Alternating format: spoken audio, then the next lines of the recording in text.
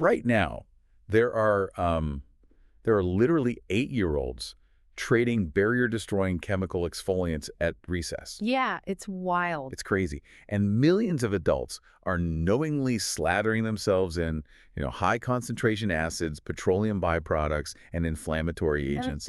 And they're paying a premium for it. Absolutely, a massive premium. Right. So if you're listening to this deep dive while you're doing your morning routine and you just pumped like a 20% L-ascorbic acid serum or a retinol into your palm, you might want to pause for a second. Yeah, you might want to wash your hands. Because today, we are taking a sledgehammer to the multi-billion-dollar modern skincare industry. We really are. And, we aren't doing it from just a purely cosmetic perspective. We're tearing it down from the perspective of cellular biology, immunology, and longevity science. Which is such a fascinating angle. It is, because we're looking at this fundamental biological paradox, right?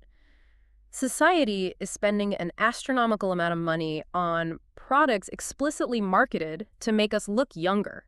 But the cellular mechanisms of those exact products are actively accelerating the biological aging process. It's the ultimate Trojan horse. Exactly. So to pull this apart, we're digging into this incredibly revealing conversation between Dr. Barbara Sturm, who's this trailblazing German aesthetic doctor, and human biologist Gary Brecka.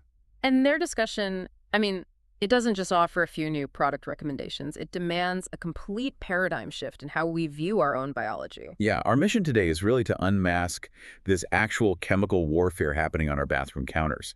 And we want to explore the hard science of anti-inflammatory skin health. And the required paradigm shift here is realizing that your skin is not, it's not an inert blank canvas. It's not just a wall you can scrub raw and paint over with synthetics. No, not at all. It is your body's largest organ, and it's intimately tied into your systemic immune response.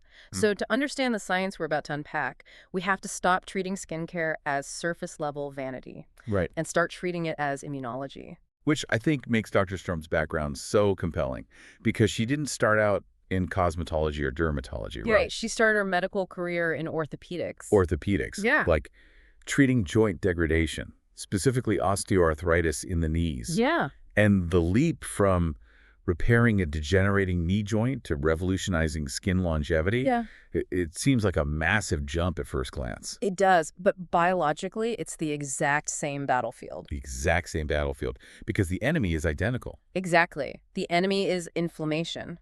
So in her orthopedic work, Sturm was pioneering these treatments where they would take a patient's own blood. Right, the blood spinning thing. Yeah, they'd run it through a highly specialized centrifuge to extract specific anti-inflammatory proteins and then re-inject those proteins directly into the damaged knee joint. Wow. The goal was to halt the inflammatory cytokines that were literally eating away at the cartilage, because in orthopedics, it's an established medical fact that chronic inflammation is the primary driver of tissue degradation and aging. It just destroys the joint matrix. Completely destroys it. So she's looking at knee cartilage degrading from inflammation, and then she looks at the face and the light bulb goes off. Right, because aging and inflammation go hand in hand everywhere in the biological system. If inflammation destroys the structural integrity of a knee, of course it destroys the structural integrity of the skin. But the skin is arguably even more vulnerable, isn't it? Because of how it interfaces with the outside world. Oh, absolutely. The skin is packed with these specialized cells called dendritic cells. Dendritic cells. Yeah. Think of dendritic cells as the highly aggressive sentinels of your immune system. They sit right beneath the surface of the stratum corneum, which is the outermost layer of your skin. Okay. And their entire job is to constantly sample the environment. They're looking for pathogens, toxins, literally anything foreign. I think this is where the disconnect happens for most of us. Like, we treat our skin like it's a piece of plastic wrap, keeping our insides from spilling out. Right. Exactly. But it's highly permeable. I mean, if a doctor prescribes a hormone treatment like a testosterone gel, they don't give you a pill. They tell you to rub it on your thigh or your shoulder. Yep. It absorbs through the skin, it completely bypasses the digestive tract, and it enters your systemic blood circulation in minutes. And that permeability is exactly why our current approach to the beauty aisle is just so biologically reckless. Because the sentinels are watching. Yes. The dendritic cells pick up these harsh topical chemicals, they identify them as an attack, and they trigger this massive inflammatory cascade. I was actually trying to think of an analogy for this while I was reviewing their conversation. Yeah. And I thought, we would never, under any circumstances, pour a mild acid over our liver or our kidneys to, freshen them up. No, no. We wouldn't take abrasive pumice stones and scrub our heart tissue to make it glow. We inherently understand that our internal organs are living tissue that require nourishment. Right. But for some reason, the moment the tissue is on the outside of our body, society has decided it's perfectly acceptable to chemically burn it on a daily basis. It's wild, and this really requires us to ask a very uncomfortable question. What is the actual biological cost of that highly sought-after aesthetic glow? What are we trading for it? Exactly. If chronic inflammation is the root cause of cellular aging, and it absolutely is, then creating a self-inflicted inflammatory response on your skin barrier is counterproductive on a catastrophic level. You're artificially inducing the exact aging process you're trying to prevent. Yes. Okay, I want to get very specific here because the source material explicitly calls out what I'm going to name the no-fly zone. These are the ubiquitous, the holy grail ingredients that millions of people consider the foundational pillars of their routine. The heavy hitters. The heavy hitters. And I have to start with the elephant in the room, which is retinol. Ah, yes, retinol. Let me push back on Sturm and Brecke for a second, just representing the skeptical listener. Dermatologists have been prescribing Retin-A for decades. Sure. There is a mountain of peer-reviewed data showing that retinoids stimulate collagen production and reduce fine lines. It is widely considered the gold standard of anti-aging.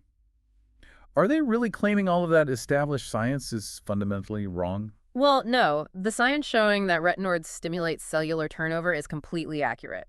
Oh. The problem is that the cosmetic industry is selling you a short-term symptom while completely hiding the long-term biological cost. To understand why retinol is so damaging over time, you have to understand a concept in cellular biology called the Hayflick limit. The Hayflick limit. This is the idea that cells can only divide a certain number of times before they die, right? Correct. Human cells do not have an infinite capacity to replicate.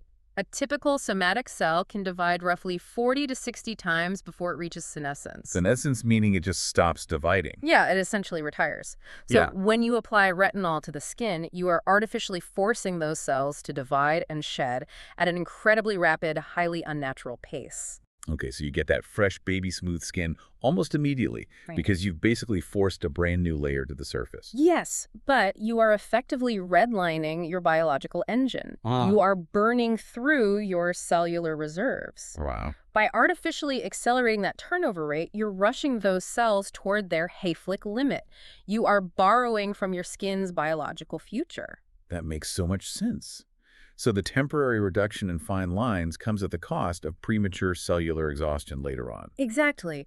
And furthermore, this forced rapid shedding destroys the skin barrier and triggers acute inflammation.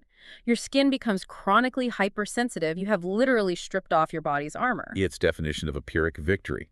You win the battle for a glow this week, but you lose the war for longevity over the next decade. Yeah, that's a great way to put it. And this exact same mechanism of barrier destruction applies to acid peels too, right? Like glycolic acid, salicylic acid, and those heavy ablative laser treatments. I mean, I see people leaving medical spas and their faces look like raw meat. And they post it on social media like it's a badge of honor.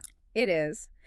But the cellular trauma happening there is severe. The outer layer of your skin is held together by structures called desmosomes. Desmosomes. Yeah, they're basically the microscopic glue keeping your protective barrier intact. Acid peels violently dissolve those desmosomes. They strip off the healthy protective layers. And when you do that, you leave the living tissue underneath completely defenseless. Completely. And the immediate consequence of being defenseless isn't just that your skin feels tight, right? It's how your skin now interacts with the environment. Like, if you strip off your armor and then go sit in front of a computer for 8 hours, you are walking into a trap. Yep. The source material specifically called out blue light, which just blew my mind. High energy, visible light, or HEV light, emitted from computer screens and smartphones is a massive environmental stressor. Even indoors. Even indoors. Normally, a healthy, intact stratum corneum diffuses a lot of this radiation.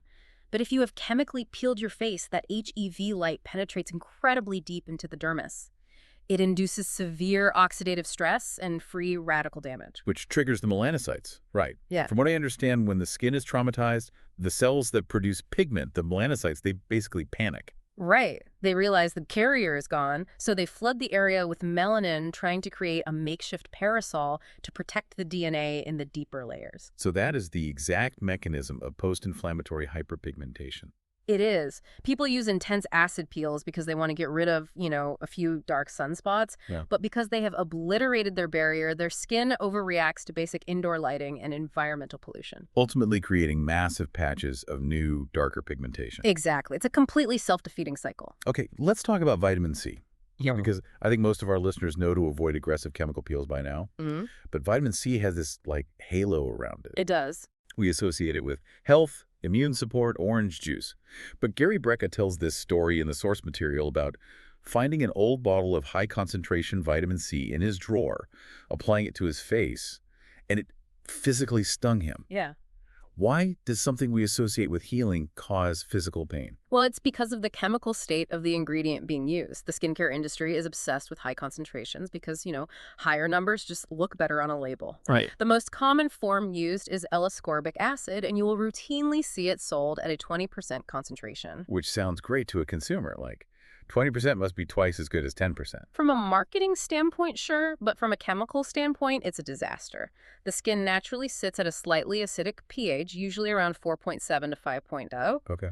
But to keep a 20% L-ascorbic acid solution stable in a bottle, it often has to be formulated at a highly acidic pH, sometimes down to 2.5 or 3.0. Wait, 2.5? That's essentially the pH of pure lemon juice. Right. Or vinegar. Yes. So when you apply a pH of 2.5 to living skin tissue, you are inducing an acid burn. Oh, wow. The reason it stings is because your peripheral nervous system is sending pain signals to your brain, alerting you that tissue damage is actively occurring. Not working, it's burning. Exactly. Pain is not an indicator that the product is working deeply. Pain is the biological alarm for injury.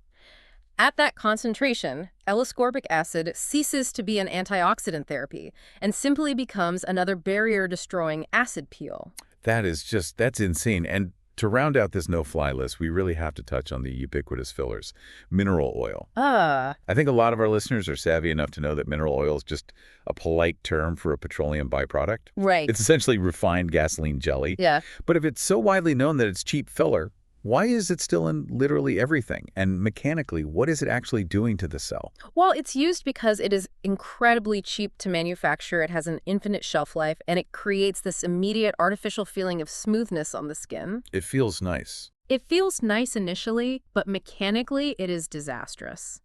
Mineral oil is highly occlusive. It forms a plastic-like film over the skin. It's like wrapping your face in saran wrap. It absolutely is. And while the marketing claims this locks in moisture, what it actually does is disrupt the skin's transepidermal water loss signals, often abbreviated as TEWL. TEWL. Okay.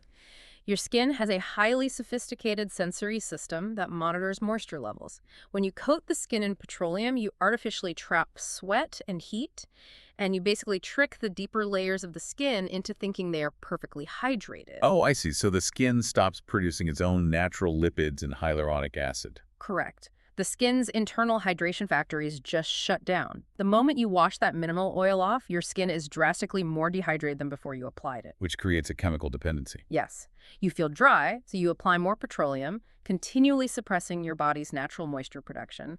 Throw in artificial fragrances, which are massive endocrine disruptors, and high-concentration alcohols that strip natural lipids. And you just have a recipe for chronic skin dysfunction. Precisely. This cycle of dependency is bad enough when we're talking about adults in their 30s and 40s.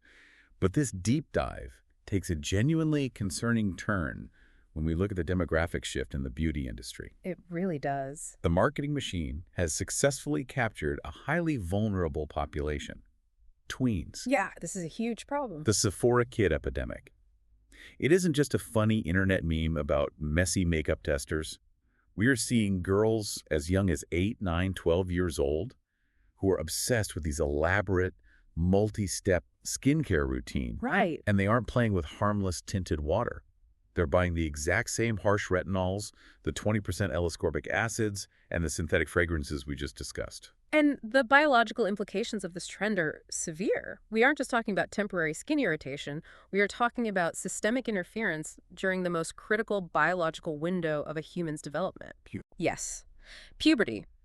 Many of the synthetic fragrances, preservatives like parabens, and chemical filters found in these trendy products are known endocrine disruptors. Right. They are essentially exogenous hormones, compounds that mimic estrogen or block androgens in the body. The source materials specifically called out the lip balms these kids are collecting. They have these toxic endocrine-disrupting chemicals, and because they're applied to the lips, the kids are inevitably ingesting them. They're eating them all day long. And when a 9-year-old or a 12-year-old introduces external endocrine disruptors into a system that is delicately trying to regulate its own reproductive hormones, the downstream effects are alarming. I can only imagine. Dr. Sturm and Brecka note that this early, massive exposure is actively throwing off the menstrual cycles of pubescent girls. It's causing severe, painful contact dermatitis that pediatricians are struggling to treat. And parents are at their wits' end because it's a social contagion. A parent can ban a toxic product at home, but the kids just take it to school and trade it in the cafeteria. Yeah. They are trading barrier-destroying chemical exfoliants like playing cards. It's terrifying. It is. And if you have an entire generation chemically peeling their faces every morning before middle school, they are walking outside completely naked biologically. They have zero natural defense against the environment. None. Which perfectly explains why modern dermatology is so utterly obsessed with the next topic we need to tackle, which is the sunscreen paradox. Yes. This is perhaps the most glaring contradiction in the entire skincare industry. Dermatologists will aggressively push patients to wear broad-spectrum chemical sunscreen 24 hours a day, 7 days a week. They advise wearing it indoors in the winter, sitting next to a window. Exactly. And their justification is that the sun is a deadly laser that will age you and give you cancer. Right. But the missing context is why the skin is suddenly so defenseless against the sun in the first place. Yes. If you are prescribing a daily regimen of retinols, glycolic acid, and laser resurfacing, you have systematically dismantled the skin's evolutionary defense mechanism. You've completely removed it. It's like you tore the roof off the house, and now you're telling the patient they have to hold an umbrella indoors for the rest of their lives. You destroyed the natural protection and replaced it with a forced chemical dependency. And that chemical dependency comes with tremendous risk. The chemical filters used in mass-market sunscreens in the United States are highly problematic. Recently, 23 brands of popular off-the-shelf sunscreens were pulled from the U.S. market because independent testing found high levels of benzene. Benzene? Yes, which is a known human carcinogen. You are slathering on a chemical to prevent cancer, and the chemical itself is contaminated with a carcinogen. Yeah. The regulatory failure here is astounding. I was looking into the FDA regulations on this after reading the source material. The U.S. laws regulating active sunscreen filters haven't been meaningfully updated in over 2 decades. That is correct. In the United States, manufacturers are still forced to rely on older chemical filters like avobenzone or oxybenzone, Which are terrible for you. They are known to degrade in sunlight, cause free radical damage upon degradation, and they bleach coral reefs. Meanwhile, Europe and parts of Asia have spent the last 20 years approving far more modern, photostable, and biologically inert filters like Tinosorb. Wow. But even beyond the toxicity of outdated filters, the broader issue is the total demonization of sunlight itself. We treat the sun like it's a toxic spill, rather than the fundamental driver of all life on Earth. Getting natural sunlight, especially in the morning, is a biological necessity. When sunlight hits the retina and the skin in the first 45 minutes of the day, it triggers a cascade of hormonal responses. Right. It signals the suprachiasmatic nucleus in the brain to set your circadian rhythm, which governs your sleep quality, your cortisol curve, and your metabolic function. And then there's the mechanism of vitamin D synthesis, which everyone vaguely knows about, but we rarely appreciate how vital it actually is. Yeah. Because vitamin D isn't just a vitamin, it's a prohormone. When UVB rays hit the cholesterol in your skin, it synthesizes vitamin D3, which is then processed by the liver and kidneys. This hormone is non-negotiable for a functioning immune system, respiratory health, and bone density. Essential. Absolutely. Furthermore, UV exposure triggers the production of a protein called POMC in the skin. POMC. Yes, which breaks down into beta endorphins, which make you feel good, and alpha MSH, which naturally reduces inflammation. Wait, so sunshine literally makes you feel good chemically? Chemically, yes. The irony is just staggering. We intentionally destroy our natural defense against the sun with harsh acids. Then we avoid the sun entirely, depriving our bodies of crucial immune-boosting hormones and beta endorphins. Yeah. Then to protect our raw skin during the 5 minutes we walk to our cars, we slather on outdated, potentially carcinogenic chemical sunscreens. It is a carousel of biological mismanagement. It truly is. So how do we break the cycle? If the goal is to stop stripping the barrier and start strengthening it so that our skin regains its natural resilience, what does an anti-inflammatory restorative routine actually look like? The foundational principle of rebuilding the barrier comes down to cellular hydration and osmosis. To visualize this, Dr. Sturm uses the analogy of the grape versus the raisin. I love this analogy. Let's break down the actual mechanics of that because it's a brilliant way to understand cell function. Think of a healthy, fully optimized skin cell as a plump grape. The cell membrane is robust and firm. Most importantly, a hydrated cell has highly functioning aquaporins. Aquaporins. These are the specialized osmosis channels in the cell membrane that allow water and nutrients to flow in and allow metabolic waste to be flushed out. The cell is breathing and functioning perfectly. Now contrast that with a dehydrated skin cell, the raisin. The raisin is shriveled. The cell membrane is compromised, meaning the barrier is broken.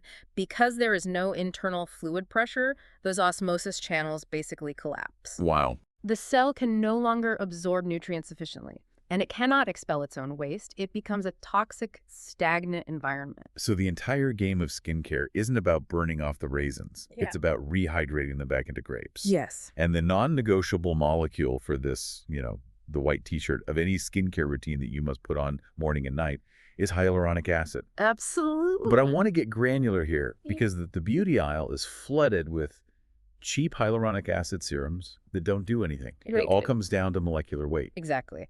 The molecular weight, measured in Daltons, dictates whether the product is biologically active or just cosmetic spackle.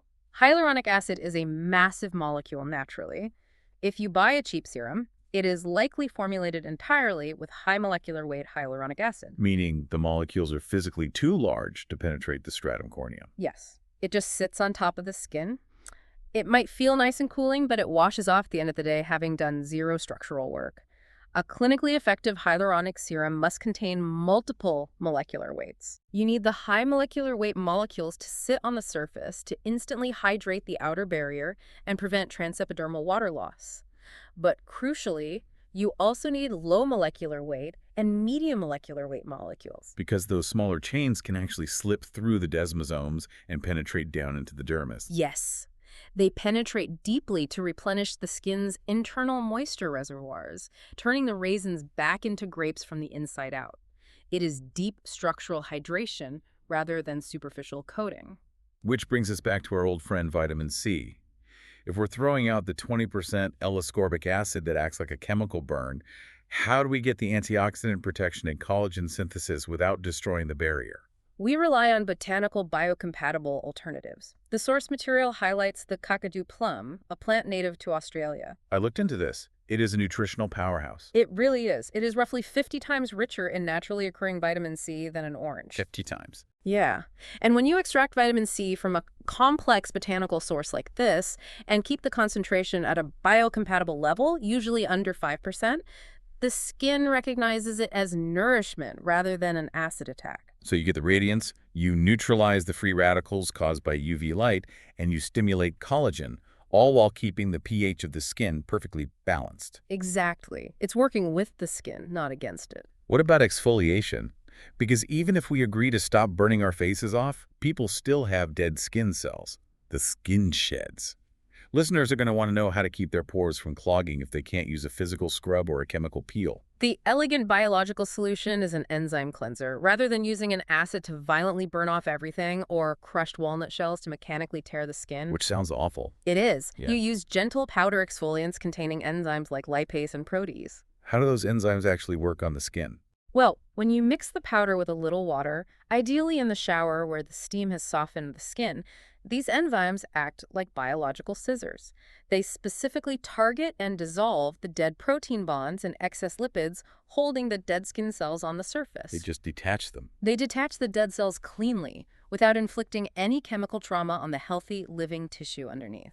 So we're replacing a 15-step chemical warfare routine with a cleanser, a multi-weight hyaluronic serum, and a deeply nourishing cream. That's all you need. But the science doesn't stop at just hydration.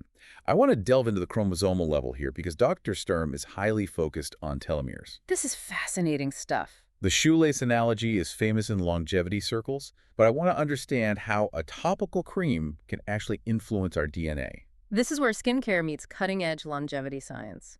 To visualize a telomere, imagine your chromosomes, which hold all your genetic data, are shoelaces. The telomeres are the little plastic caps at the very end of the shoelaces. The aglet? Yes, the aglets. Every single time a cell divides, that plastic cap gets a tiny bit shorter. Over a lifetime of cellular division, the cap gets so short that it frays. And when it frays? When the telomere frays completely, the chromosome becomes unstable and the cell undergoes apoptosis. It dies. The shortening of telomeres is the literal biological clock of aging. So if you can stop the cap from shortening, or even rebuild it, you are halting the aging process at the source. And the body naturally produces an enzyme to do this, right? Telomerase. Yes, telomerase is the enzyme that rebinds the telomere caps. The holy grail of anti-aging is finding ways to activate telomerase. Dr. Sturm accomplishes this topically by utilizing specific botanical compounds, primarily an herb called purslane. Purslane? Yes. Purslane is incredibly rich in antioxidants, omega-3 fatty acids, and specific compounds shown to activate telomerase. But the challenge with botanical ingredients is that plants are covered in antigens. I mean, if I just rub a raw purslane leaf on my face, my dendritic cells are going to identify the plant proteins as foreign invaders and trigger an allergic reaction. How does she bypass the immune system to get the nutrient into the cell? Through a highly controlled laboratory process called biofermentation. They take the purslane and ferment it using specific microorganisms. The fermentation process breaks down the large, complex macromolecule, the antigens that trigger allergies, but it preserves and concentrates the vital micronutrients and telomerase-activating compounds. It's like digesting the plant in a lab before it hits the skin. Exactly. Because the molecular weight is now small enough, it penetrates deeply into the basal layer where the skin's stem cells reside. It delivers the telomerase activation without triggering an inflammatory immune response. You are literally signaling your cells to stay longer. It's incredibly elegant. You aren't forcing the cells to divide rapidly like retinol. You are protecting their capacity to divide safely in the future. Precisely. But true anti-inflammatory health goes far beyond what we apply from a dropper bottle every morning. If we're genuinely treating the skin as a systemic immune organ, we have to look at the whole body. I want to scale this up and look at clinical biohacks, hair loss, and even the laundry room. Let's start with Dr. Sturm's signature clinical treatment. We discussed her injecting healing proteins into knees. She adapted that exact same orthopedic science for the face, creating what pop culture dramatically branded the vampire facial. The sensational name really does a disservice to the rigorous science behind it. Oh, for sure. The clinical term is platelet-rich fibrin matrix therapy, or a highly specialized form of PRP. I was looking at the breakdown of the vampire facial from the source material, and what struck me wasn't just the PRP, which a lot of med spas do. It was the isolation of a specific protein called anti-interleukin-1. Yes. From what I understand, interleukin-1 is the cytokine that triggers the inflammatory alarm bells in the body.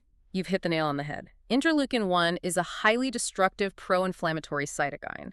When tissue is damaged, IL-1 floods the area and causes swelling, redness, and degradation.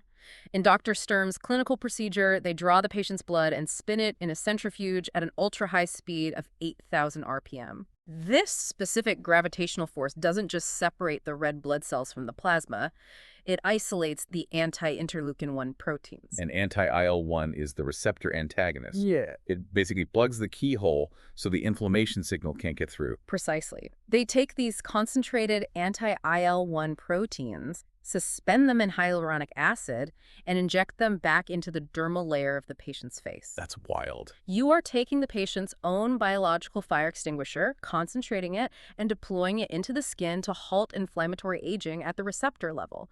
It is personalized, autologous medicine at its finest. So it's not just splashing blood on your face. It is synthesizing a bespoke biological shield. Exactly. Now, for those of us who aren't spinning our blood at 8,000 RPM, the source material discusses physical stimulation at home. If we aren't chemically burning the skin on our bodies to keep it firm, how do we stimulate collagen? The answer seems to be mechanical tension, like microneedling and dry brushing. The underlying cellular mechanism here is called mechanotransduction.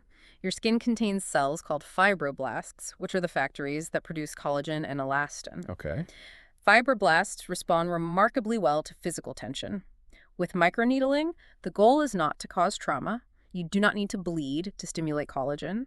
Using a very fine 0.2 millimeter needle creates microchannels that gently stretch the fibroblasts. Waking them up. Yeah, waking them up and signaling them to produce collagen without inducing a severe inflammatory healing crisis. And the dry brushing. I was fascinated by this because it ties directly into the lymphatic system. Dry brushing is one of the most effective, accessible biohacks available.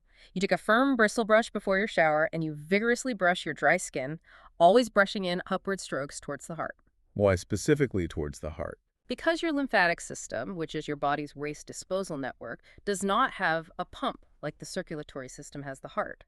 It relies on muscle movement and physical pressure to move lymphatic fluid upwards against gravity back toward the thoracic duct near the heart where it can be filtered. I see. By dry brushing towards the heart, you manually drain stagnant lymphatic fluid, drastically increase microcirculation, and mechanically stimulate those fibroblasts. It is incredibly effective for firming the skin on the legs and arms, far outperforming any chemical cellulite cream. It reminds me of another brilliant, simple intervention I read about recently, using unprocessed mineral salt in your water to provide trace minerals for deep cellular hydration, rather than buying engineered electrolyte powders. Oh, yeah. And these mechanical physical interventions, like salt for internal fluid balance or a dry brush for external lymphatic drainage, that align with our biology rather than fighting it. Exactly. We have to work with our bodies. Which brings us to chemical exposure on the rest of the body. We focus so heavily on the face, we forget the scalp is highly permeable skin. Oh, we torture our scalps. Commercial shampoos are essentially industrial degreasers. Degreasers. They are loaded with sodium lauryl sulfate, synthetic silicones, and microplastics. These chemicals barrage the hair follicles, stripping away all the natural sebum. And the tragedy here is the misdiagnosis. Women will experience severe thinning and hair loss, and they assume it's hormonal. They think it's just the inevitable decline of aging. When in reality, it is chronic contact dermatitis induced by their shampoo. The inflammation chokes the hair follicle, forcing it into the telogen resting phase prematurely. But the body can recover if given the right inputs. The source material specifically called out millet extract as a nutritional intervention. Millet is a highly resilient grain, and specific extracts from it contain a compound called miliacin. Clinical studies have demonstrated that miliacin directly stimulates cell proliferation in the hair bulb. When patients stop chemically burning their scalp with sulfates and start supplementing with targeted botanical nutrients like millet extract, they routinely see up to a 50% increase in hair growth within 3 months. That's incredible. The follicle isn't dead, it's just inflamed. That theme of chemical disruption applies to an area most people are terrified to talk about in relation to skincare, which is intimate care. It is a critical aspect of dermatological health. The skin's natural state is protected by an acid mantle. In the female intimate area, a healthy microbiome requires a strict pH environment, usually between 3.8 and 4.5. But standard commercial soaps and body washes are highly alkaline. They sit at a pH of 8 or 9. So when you use a standard alkaline soap in that region, you completely obliterate the acidic environment. You wipe out the beneficial lactobacillus bacteria that require acidity to survive. And nature abhors a vacuum. It does. When the good bacteria die off, opportunistic pathogens like E. coli from the surrounding areas move in and multiply rapidly. This chemical disruption of the acid mantle is a primary hidden cause of recurrent urinary tract infections. Oh. Women are led to believe they have poor hygiene when in reality they are using alkaline chemicals that destroy their body's evolutionary defense system. We're quite literally washing ourselves into sickness. And the final, stealthiest vector for this chemical exposure, the one that really made me reevaluate my entire house, is the laundry room. It is the blind spot for almost everyone. Your skin is in direct contact with your clothing, your sheets, and your towels 24 hours a day. And we wash those clothes in industrial detergents packed with optical brighteners, synthetic fragrances, and heavy surfactants. And those chemicals don't just magically disappear in the rinse cycle. Residues of those surfactants bind to the fabric. As you sweat and move throughout the day, those chemicals migrate from your t-shirt directly into the stratum corneum of your skin. So it's basically soaking in. Yes. If you suffer from unexplained eczema, body acne, or chronic dryness, and you are using industrial laundry pods, you are subjecting your immune system to constant low-grade chemical warfare. So even if you have the most pristine, organic, biofermented routine on your face, if you sleep on a pillowcase washed in synthetic fragrances, your dendritic cells are still screaming in panic all night long. Exactly. This is why transitioning to chemical-free laundry detergents is a non-negotiable step in holistic skincare. You can even find detergents formulated with soothing agents like aloe vera, ensuring that the residual contact with your skin is actually restorative rather than inflammatory. All of this points directly to the core philosophy Gary Brecka champions in the source material, becoming an ultimate human or a citizen scientist. Yeah. It is the realization that you cannot isolate the face from the rest of the organism. Your sleep quality, your cortisol levels, the alkalinity of your soap, the sulfates in your shampoo, and the residue on your sheets are all vital interconnected inputs feeding directly into your skin's immune response. It's all connected. We have covered an immense amount of scientific territory today, from orthopedic blood spinning and telomerase activation to the biological tragedy of the tween skincare craze and the dangers of L-ascorbic acid. We really have. The main thesis of Dr. Sturm and Gary Brecka's discussion is profound in its simplicity. Skincare is not about aggressive resurfacing.